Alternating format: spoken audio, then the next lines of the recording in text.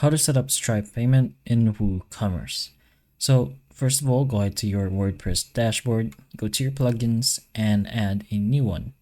Make sure you add this specific one. So go ahead and search for Woocommerce like so. Woocommerce Stripe. Actually, that itself should be enough. Search for that and you'll get the WooCommerce Stripe payment gateway. You can go ahead and install it, go to your manage plugins and make sure you activate this. Once you've done so, go ahead to your connected WooCommerce, go and choose the settings and then go ahead into payments. Inside payments of your WooCommerce, you'll be able to scroll down until you find Stripe, which should technically be new.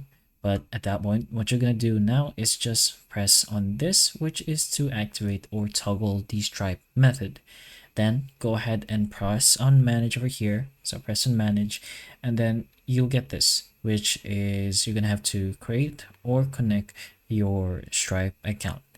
But once you've done all that, you should just be getting prompts at this point. It's going to be very simple. Configure your payment options. You could test it out as well and then just go ahead live with this. So hopefully this helps. If it can, please like and subscribe for more videos like this, and that's all.